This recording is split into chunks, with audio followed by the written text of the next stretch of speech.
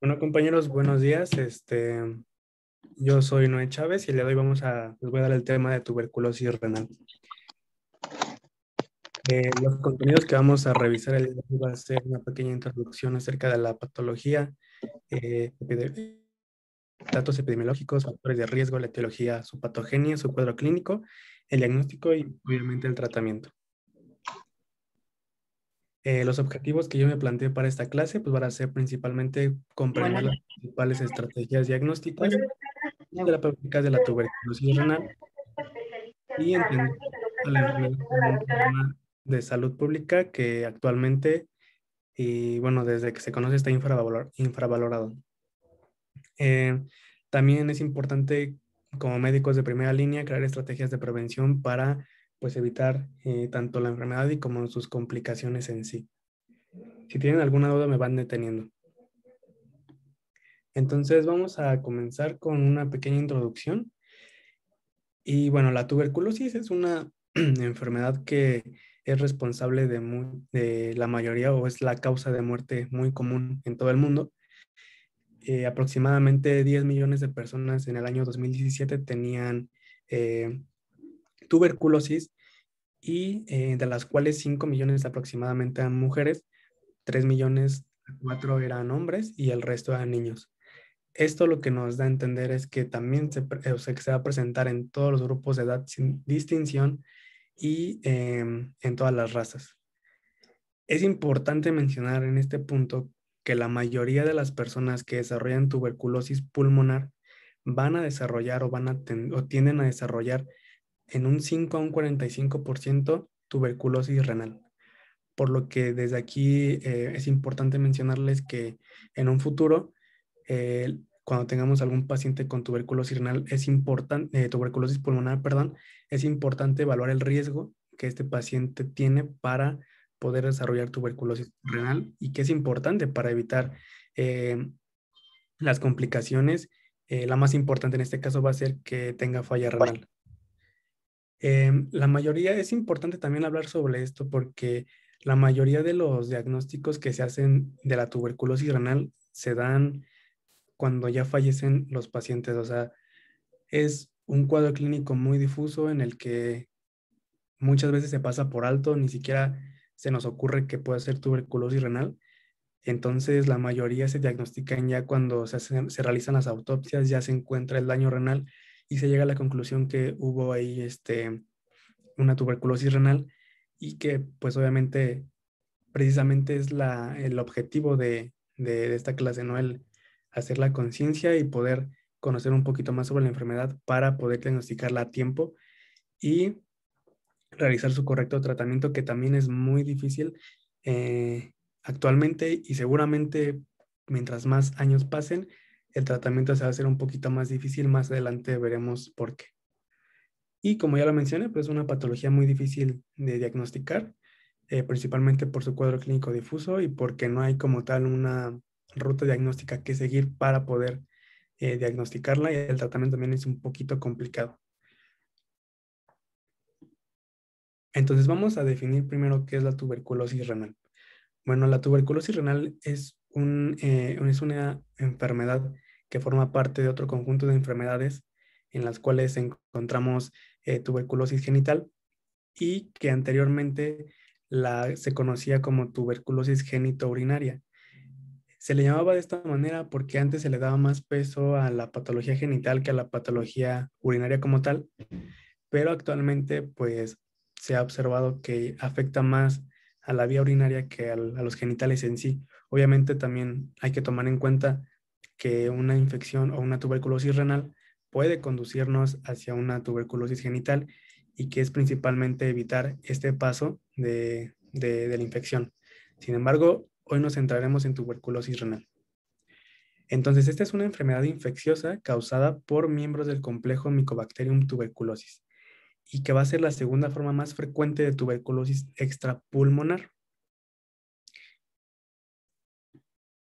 Epidemiológicamente hablando, es una enfermedad de la cual los datos epidemiológicos son muy difíciles de obtener, como les mencionaba hace un momento, debido a que no hay lo suficientemente se podría decir que los pacientes no podríamos como estudiarlos a ciencia cierta porque ni siquiera podríamos saber si que tienen la patología, ¿no? Pero los datos que existen actualmente en la bibliografía pues mencionan o arrojan que los países en desarrollo son más susceptibles a tener una mayor incidencia y prevalencia, como por ejemplo países africanos, en los que hay una prevalencia aproximadamente del 20%, en comparación con países en desarrollo como Estados Unidos, eh, Rusia, que ya tiene una prevalencia de hasta el 2-10%. Entonces es mucho menor eh, que estos países. Es importante que tomemos en cuenta y lo veamos este tema desde la perspectiva de un problema de salud pública, como lo mencionaba hace un momento, porque si es que ha subido un poco más la prevalencia y además que un factor importante que lo voy a mencionar desde ahorita, pero en el tratamiento lo retomaremos, es el hecho de las resistencias ante los antibióticos.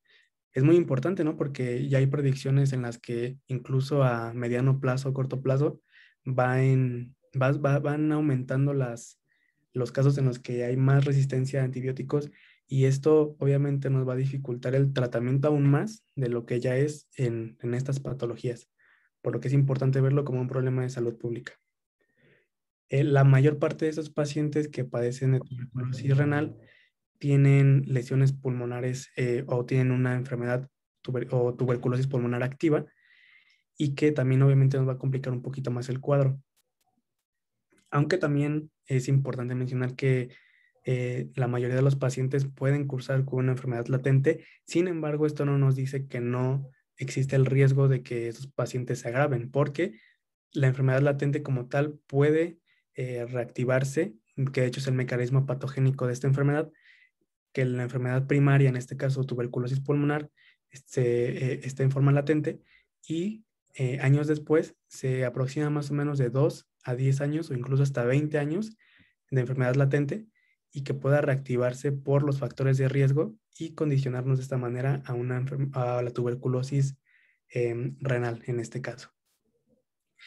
Precisamente por eso en los datos que les mencioné al principio se observa más en personas adultas. Sí que podemos verlo en niños, pero precisamente por este componente de que es una enfermedad latente y que necesitamos pasar casi en la mayoría de los casos por una tuberculosis pulmonar primero y que pasen de 2 a 10 años para que desarrollemos tuberculosis renal. Es por eso que se observan mayores de 15 años, ¿no? Pero aún así hay casos en los que sí hay niños infectados con tuberculosis renal. Entonces es importante tomar en cuenta estos datos. En cuanto a la etiología, pues la etiología va a estar dada, como lo mencionamos, por el complejo del Mycobacterium tuberculosis y en ese tenemos tres: Mycobacterium tuberculosis, Mycobacterium africanum y Mycobacterium bovis. El importante lo puse aquí en negritas, que es Mycobacterium tuberculosis, que va a ser el responsable de la mayoría, de hasta un 95% de las infecciones y que va a ser, como vemos en la imagen, un bacilo. Este bacilo es un aerobio estricto, va a ser ácido alcohol resistente, sensible a la luz del sol, a la luz ultravioleta, al calor y a desinfectantes, pero que va a ser resistente a la disecación. Este va a transmitirse de los pulmones a los riñones por vía hematógena o por vía linfática. Eso es lo importante. ¿Cuáles van a ser entonces las rutas de transmisión o las vías de transmisión del mismo? Pues principalmente se va a dar, como lo vemos aquí, en un 95% de los casos por inhalación o mediante, disculpen por el ruido, o mediante gotitas de flush que van a expulsarse por pacientes de tuberculosis pulmonar activa. Eh, También otros casos pueden ser por la ingestión, o sea, por vía oral, como lo mencioné hace un rato. También otro agente etiológico es Mycobacterium bovis y puede darse la ingestión principalmente por productos lácteos, por bovinos que tengan tuberculosis pulmonar activa. Hay otras rutas de transmisión mucho menos frecuentes, como puede ser la parenteral o la congénita, que es dada por un mecanismo de transmisión transplacentario o que incluso se puede transmitir cuando se da el parto por medio de la aspiración o la ingestión de líquido amniótico infectado por Mycobacterium tuberculosis. Como les digo, es una transmisión muy, muy poco frecuente, pero que también tenemos que tomarla en cuenta Y aquí como un dato curioso, esto es más de tuberculosis genital, pero igual es importante mencionarlos, la transmisión sexual. Puede generarse incluso una infección primaria en la que, es decir, en la que no requiramos una tuberculosis pulmonar como infección primaria, sino que la infección primaria va a estar dada por la tuberculosis genital. Esto puede ser debido a que tengamos contacto con, por ejemplo, con el semen que esté infectado de los bacilos de Mycobacterium tuberculosis, o incluso que el mismo esputo se puede ocupar como el lubricante sexual. Esto condicione a que pueda darse como un medio de transmisión hacia, eh, hacia la otra persona. ¿Cuáles van a ser los factores de riesgo entonces para desarrollar tuberculosis renal? Principalmente el VIH va a ser, como sabemos, son pacientes inmunodeprimidos, por lo que va a ser un gran factor de riesgo en esos pacientes. Al igual que los pacientes con diabetes mellitus, con obesidad, desnutrición, que tengan alguna enfermedad hepática, una enfermedad renal crónica, alcoholismo y tabaquismo, vivienda precaria, precisamente por eso, ¿no? Porque no se van a tener los mismos cuidados para si se tiene, por ejemplo, el contacto con alguna persona con tuberculosis. La neumoconiosis, inmunosupresión, ya sea por fármacos o enfermedades autoinmunes, trasplante renal y el sexo femenino. Como lo mencionamos en un principio, la mayor parte de los casos se observan en las mujeres. Entonces también cuenta como un factor de riesgo. Ok, entonces vamos a pasar ahora a lo que es la patogenia. Y este cuadrito nos resume muy bien todos los eventos que ocurren. Se menciona en la bibliografía que no existe como tal eh, como algo una secuencia en la que ocurran todos estos casos, ¿no? Pero el cuadrito de aquí nos resume muy bien todo lo que va a ocurrir. Entonces empecemos desde aquí, desde las fuentes de infección. Podemos estar expuestos a una persona con tuberculosis pulmonar activa y que eso nos va a condicionar a una exposición primaria que puede ser, que puede darse por una puerta de entrada, ya sea por inhalación o por la misma ingesta de productos, por ejemplo, lácteos, ¿no? Como lo mencionamos hace un rato. Y aquí hay dos rutas. Puede que la inmunidad innata nos protege y nos ayuda a eliminar los bacilos, o que surja la infección primaria. En estos casos, la infección primaria la vamos a manejar como una tuberculosis pulmonar o una infección localizada en el pulmón. Lo que va a ocurrir a partir de ese momento es que el sistema inmune lo que va a generar es, obviamente, su respuesta mediante la producción de granulomas. Estos granulomas se van a llamar, o los llamaremos, foco primario de Gón. El foco primario de Gón, como lo mencioné, no es nada más que un conjunto de granulomas. ¿Y un granuloma de qué va a estar compuesto? Pues va a estar compuesto de células epiteliales, de macrófagos, de linfocitos, células plasmáticas, células de Langerhans, fibroblastos, y que esto es lo inicial. Desde aquí vamos a partir. Desde el granuloma puede que ocurran dos cosas. En el 95% de los casos se genera una infección latente, o en el 5% de los casos pueden generarse ya la tuberculosis pulmonar primaria, y que de aquí también podemos pasar al estado latente, en el que los granulomas van a estar ahí esperando solamente un estímulo para reactivarse.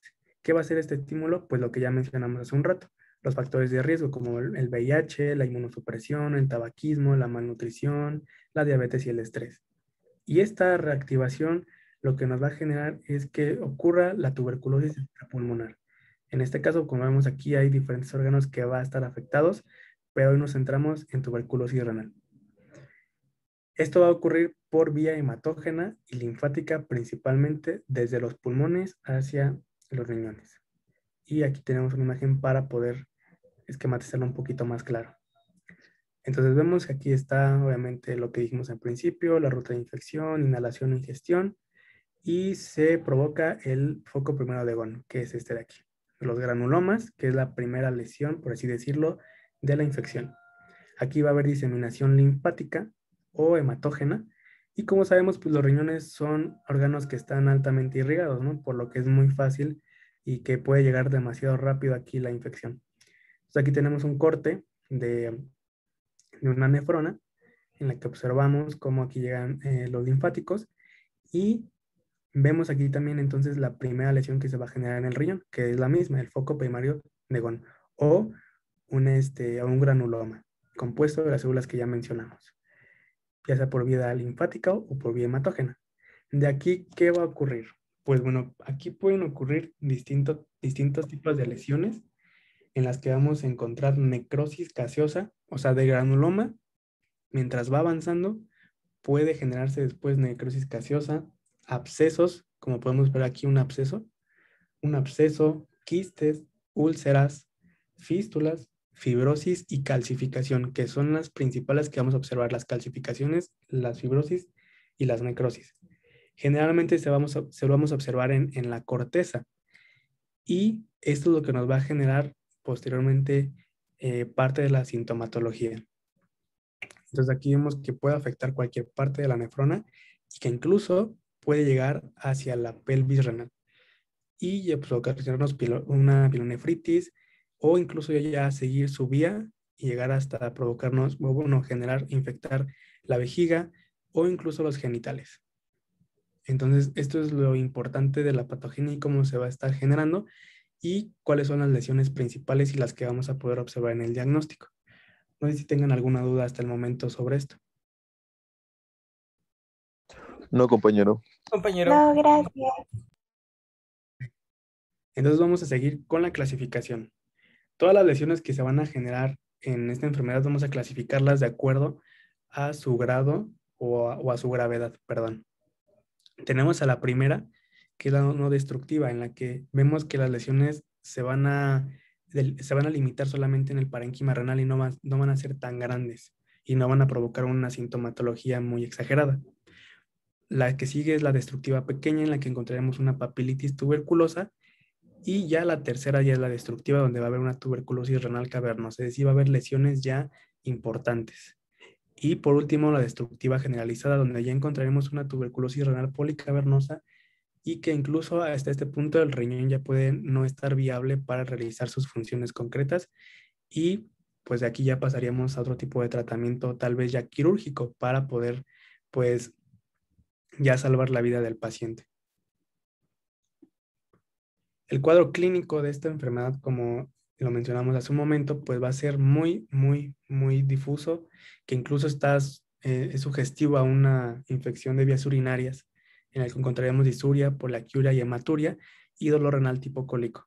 La mayor parte de los pacientes pasan asintomáticos y de aquí entra la dificultad de todo este cuadro, ¿no? De que pensamos que es una infección de vías urinarias y la tratamos con los antibióticos de ese momento y no resulta el tratamiento. Entonces, aquí es donde surge la duda de qué está pasando entonces, ¿no? Entonces, aquí a puntos a rescatar hasta el momento es si tenemos un paciente que lo tratamos como una infección de vías urinarias, le dimos el tratamiento adecuado y no respondió, tenemos que estar pensando y hacer obviamente una ruta diagnóstica hacia una tuberculosis renal. Y también en caso de que obviamente tengamos un paciente con tuberculosis pulmonar, también tenemos que hacer todo ese tipo de situaciones. Entonces, vamos a seguir con el diagnóstico. El diagnóstico, pues básicamente lo vamos a hacer principalmente, mejor dicho, con con la anamnesis. Tenemos que preguntarle al paciente si ha tenido contacto con pacientes con tuberculosis pulmonar activa o si él ha tenido una historia de tuberculosis pulmonar. Recordemos que el tiempo de latencia puede durar hasta 10 años o hasta 20 en algunos casos. Entonces tenemos que preguntarle si ha tenido una historia de tuberculosis, algún contacto con pacientes con tuberculosis o su historia de infecciones de vías urinarias. Qué tipo de infecciones, qué tan frecuente, qué tratamiento se utilizó, fue efectivo el tratamiento y de esta manera nos estaremos guiando un poquito más en cuanto a la anamnesis, perdón, y en cuanto a la exploración física, simplemente nos vamos a basar en la palpación, en la percusión, si es dolorosa o no. De ahí a pasar con las pruebas diagnósticas, que son las importantes. los métodos moleculares y los métodos biológicos. Primero tenemos a la microscopía, que la vamos a realizar mediante una tinción de Searle-Nielsen. Esta tinción nos arroja resultados relativamente rápidos, de 24 hasta 48 horas. Y en esta tinción lo que vamos a ocupar, o lo que vamos a observar, vamos a observar los bacilos ácidos resistentes, como podemos ver en la imagen de abajo, en la imagen D. Aquí podemos ver todos los bacilos. Y este método ha sido el método de primera línea durante los últimos 70 años. Se han estado probando nuevos métodos, pero este es como el método de lo primerito que tenemos que hacer. Además, obviamente, del cultivo de orina. Y este cultivo de orina es importante mencionar. Algunas bibliografías mencionaban hasta 6 muestras de orina, pero lo estándar es, o lo básico es tomar este cultivo por 3 muestras de orina. Esto es porque este estudio necesita una cantidad específica de bacilos para que nos pueda dar el resultado correcto, ¿no? Y evitar falsos positivos o falsos negativos. Entonces, se requieren 3 muestras de orinas matutinas de días consecutivos, 3 mínimos. Algunas bibliografías manejan 4 o hasta 6. Y este se va a hacer un medio de cultivo del Lowenstein-Jensen para poder, obviamente, buscar también los bacilos e incluso observar pues todo el daño que están ocasionando. Y este tarda hasta 6 semanas en dar resultados, por lo que es un poquito más tardado. Hay un método nuevo que está tratando de como reemplazar esta metodología, que es el método de cultivo líquido automatizado en un tubo indicador de crecimiento de bacterias. Esto lo que hace es detectar el oxígeno metabolizado por las bacterias, es decir, va a haber una disminución, y con eso se trata de reemplazar este método porque es mucho más rápido. El estudio dicen que se puede generar hasta dentro de las primeras 24 horas, pero también depende de qué tanto metabolicen el oxígeno a las bacterias. Entonces, solamente es para mencionar este tipo de método que se ha estado probando. Aún hay estudios en ya en algún tiempo a lo mejor podamos decir a ciencia cierta que ya podemos reemplazar al cultivo de orina. Sin embargo, hasta el momento, pues todavía forma parte de los métodos de primera línea a realizar en estos pacientes. También está el ensayo Gen Expert MTB, que es una prueba muy rápida que está en menos de 24 horas. En algunos hospitales se puede obtener, no en todos, evidentemente. Y lo que va a hacer es detectar el material genético, y lo increíble de esta prueba es que también puede detectar si hay una resistencia a fármacos, principalmente a rifampicina, que también nos va a servir bastante para el tratamiento. Y en un momento lo vamos a revisar. El examen general de orina, obviamente vamos a encontrar clásico, piuria estéril, y también podemos encontrar hematuria. Y lo importante, como en muchas enfermedades, la PCR va a ser un método magnífico, muy sensible y muy específico para poder diagnosticarlo. Y también podemos ocupar pruebas sanguíneas, como por ejemplo buscar PCRs elevadas, la creatinina, la urea, tasa de filtración glomerular, para poder evaluar el estado en el que se encuentran los riñones. Como tal, estos análisis no nos van a servir de guía como tal, ¿no? Pero sí nos sirven para evaluar también cómo está la función renal. La biopsia renal, que va a ser parte de las pruebas más sensibles y más específicas junto con la PCR para poder diagnosticarlo. En podemos encontrar tanto los bacilos como las lesiones que se pueden encontrar en el parénquima renal. Aquí podemos encontrar las úlceras, los quistes, las necrosis gaseosas. Entonces, es importante realizarla para evaluar tanto la presencia de los bacilos como la presencia de las lesiones en el riñón. Y bueno, pasamos a las pruebas de imagen, que van a ser también importantes para poder evaluar más que nada la anatomía y evaluar la extensión de las lesiones que existen. Primero tenemos a la radiografía de tórax, que va a ser importante para poder evaluar la tuberculosis pulmonar activa. Aproximadamente el 50% de los pacientes que padecen tuberculosis renal padecen de tuberculosis pulmonar activa, por lo que es importante evaluar aquí si hay consolidaciones, opacidades lineales y nodulares, o engrosamiento endobronquial, para poder también evaluar, ¿no?, qué tan grave ya se encuentra esa tuberculosis en el pulmón. La radiografía de abdomen, obviamente, para evaluar el riñón. En este caso vamos a ver si hay opacificaciones granulares y evaluar en qué también estado se encuentra el riñón. La ecografía nos sirve de mucho, si no bien en el inicio de la enfermedad, sí nos sirve para poder evaluar, por ejemplo, masas renales hipoecoicas, el engrosamiento de la mucosa, si hay estenosis de los cálices o áreas con necrosis también nos puede servir, o para evaluar fibrosis o si existe hidronefrosis también nos puede ayudar. La urografía intravenosa sí nos ayuda bastante porque nos va a proporcionar imágenes estáticas y dinámicas del tracto urinario y hasta dónde está esa lesión, ¿no? Y la tomografía computarizada también nos sirve para evaluar si hay calcificaciones, si hay cálices dilatadas o estenificadas, la pérdida del parénquima, entre otras, y al igual que la resonancia magnética. Pero obviamente muchas veces no hay acceso a ese tipo de pruebas, por lo que pues la radiografía sí nos sirve de mucho como método inicial. Entonces aquí tenemos unas imágenes, una tomografía en la que podemos ver aquí algunas lesiones que se encuentran en el riñón, aquí también calcificaciones que ya se encuentran en un riñón un poquito dañado, y esta es la urografía intravenosa en la que podemos observar un borramiento de los cálices por alguna obstrucción que ya está aquí importante. También en la ecografía podemos observar aquí los cálices muy dilatados. Entonces, para esto nos pueden servir las técnicas de imagen. Si bien no podemos con una imagen decir que existe tuberculosis, pero obviamente si ya hicimos pruebas microscópicas y biológicas, pues ya con esto podemos ver la extensión de la patología. Y por último, el tratamiento pues va a ser un poquito complicado y que también es importante mencionar los objetivos que tendremos que observar cuando tratemos a un paciente así.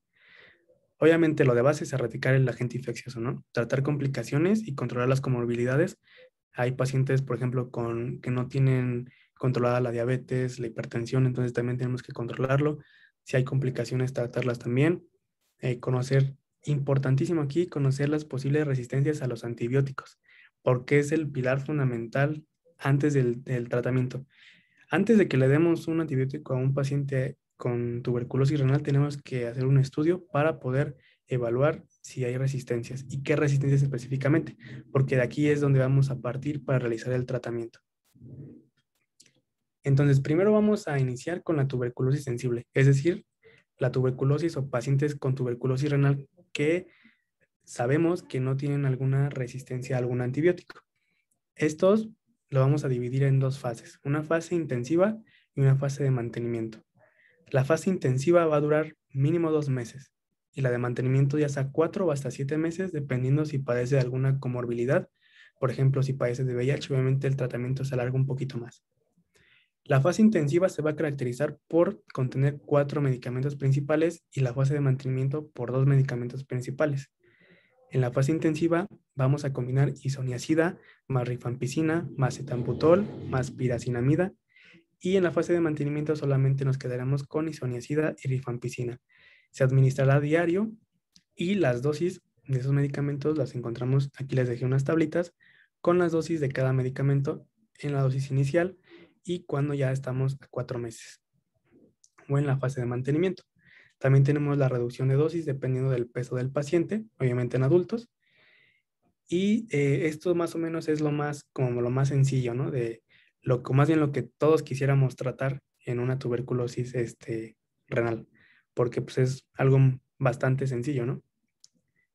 Subjetivamente, porque muchas personas desarrollan lo que es la tuberculosis multiresistente.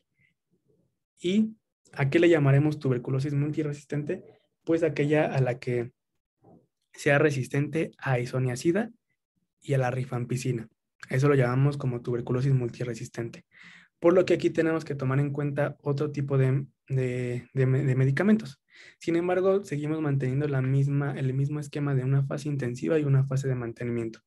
La fase intensiva en este caso sí va a durar más, que es de 6 a 8 meses, y obviamente la de mantenimiento también va a tener que durar más, de 12 a 16 meses. Dependiendo, también tenemos que ir evaluando la presencia de efectos adversos, las comorbilidades, como lo mencioné hace un momento, pero ese es más o menos el estándar de duración entre ambas fases.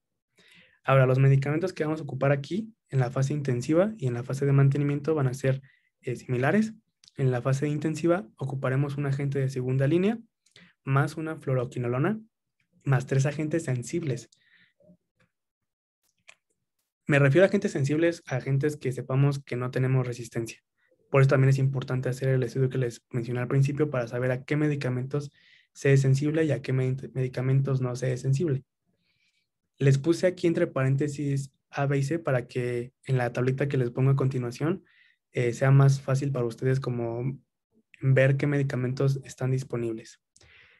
En la fase de mantenimiento vamos a ocupar una fluoroquinolona más un agente de segunda línea más 2 agentes sensibles. Entonces, si vemos aquí, en la tuberculosis multiresistente ocuparemos 5 medicamentos y en la fase de mantenimiento 4 medicamentos, que serán, a continuación les pongo la tablita para que más o menos más entendamos. Tenemos al grupo A, las fluoroquinolonas, al grupo B, grupo de segunda línea y otros agentes, ¿no? Entonces aquí vemos todos los medicamentos que tenemos para poder realizar el tratamiento. Entonces, como vemos en la fase inicial de la tuberculosis multiresistente, ocuparemos una fluoroquinolona y un agente de segunda línea y 3 de estos del grupo C. Y en la fase de mantenimiento ocuparemos igual una fluoroquinolona, uno de segunda línea y aquí nada más se reduce a 2 del grupo C. De esta manera estaremos tratando la tuberculosis multiresistente.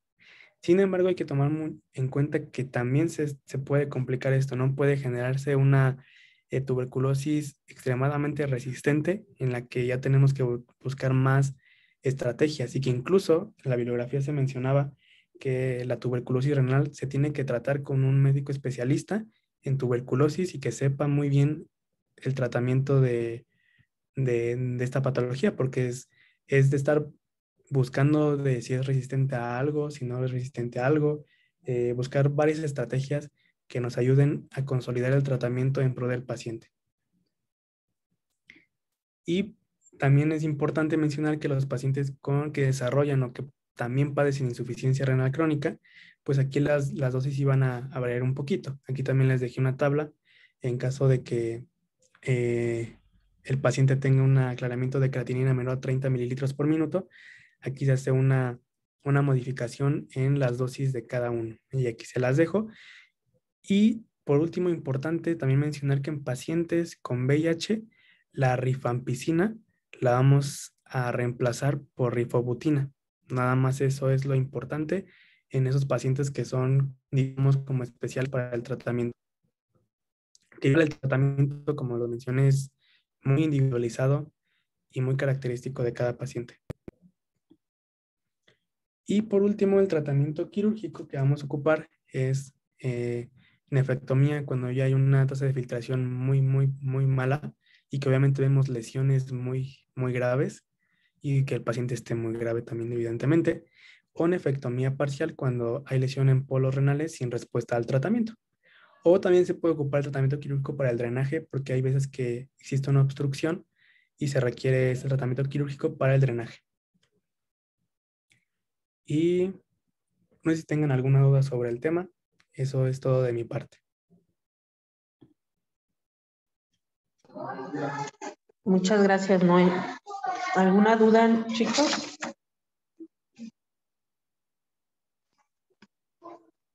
Ok, ¿alguien de ustedes me puede decir cuál es la vía de entrada de la tuberculosis? Es respiratoria. Siempre va a ser respiratoria. No podemos tener tuberculosis a ningún otro órgano si no previamente ya entró a vía respiratoria. Como les comentó, no puede desarrollar unos síntomas el paciente o tener tuberculosis latente y de ahí se disemina. ¿Cuál es la vía de diseminación de la tuberculosis renal? Hematógena. Hematógena. Y hematógena. Ajá.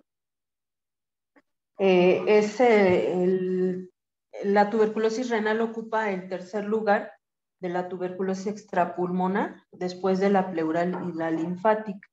Ujú. Muy bien, entonces, ¿cómo vamos a hacer el diagnóstico?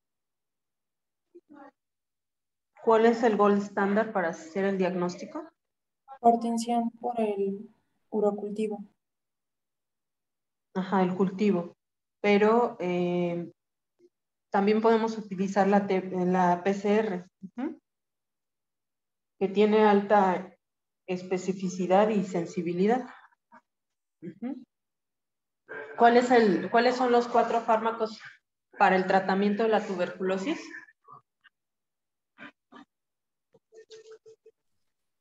Piracinamida, Ujú. isoniazida, rifampicina y etabutol.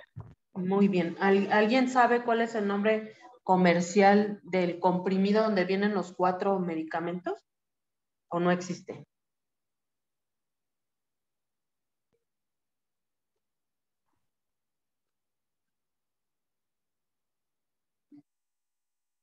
Ok, sí existe, el medicamento se llama Dotval y el paciente se lo tiene que tomar una vez al día, ¿de acuerdo? En el tratamiento estándar.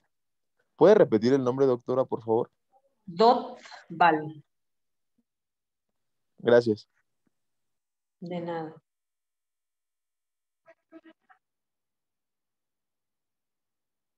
¿Alguien sabe de los pacientes que viven con VIH el porcentaje de coinfección con tuberculosis?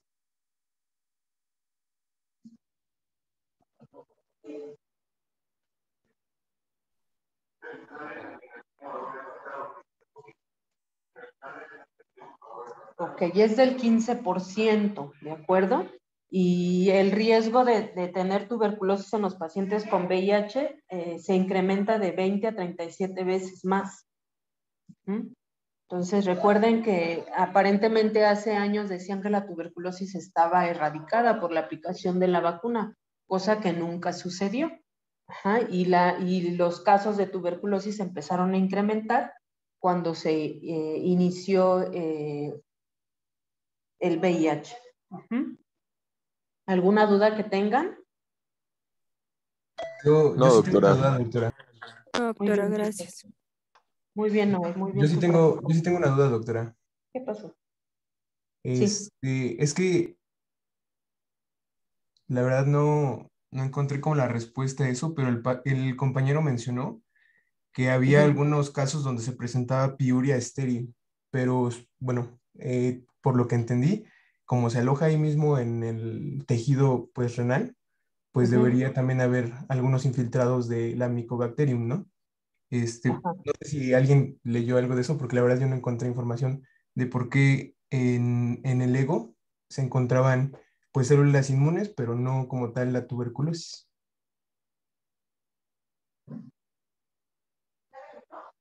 Ok, sí. Piuria estéril se refiere a la presencia de 5 a 10 o más leucocitos por campo, que es lo que consideramos cuando estamos hablando de una infección de vías urinarias. Ajá. ¿Por qué nos refieren como piuria estéril? Porque no encontramos bacterias. Ujú. A eso se refiere específicamente el tema. Tú vas a encontrar a la bacteria, a la micobacteria cuando lo cultivas. ¿Mm? Cuando tú haces un examen general de orina, no te reportan como tal de qué especie se trata. Ajá, nada más ven bacterias u hongos. Ajá, que en el caso de los hongos lo que ven son hifas. Pero no te especifican qué están viendo. ¿Por qué no? ¿Por qué? Porque no estás haciendo tinciones, solamente ves como tal los microorganismos bacterianos. Ajá. A eso se refiere la piuria estéril. Solamente al conteo de linfocitos, perdón, de leucocitos a nivel del ego, nada más. No te especifican más, Ok, doctora, gracias. de nada. ¿Algo más, chicos? Muy bien, bueno, pues seguimos en contacto, entonces faltan todavía 2 clases más conmigo, ¿ok? Que estén bien y que tengan buen inicio de semana. Gracias. Gracias, doctora. Igualmente.